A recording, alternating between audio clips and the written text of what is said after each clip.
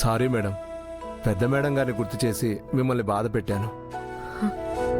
లేదు రాజుగారు, నేను ఆలోచిస్తుంది అది కాదు. ఎవరికైతే నేను ఇన్నాళ్ళు దూరంగా ఉండాలనుకున్నానో వాళ్ళు నన్ను ఈరోజు చూడబోయారు.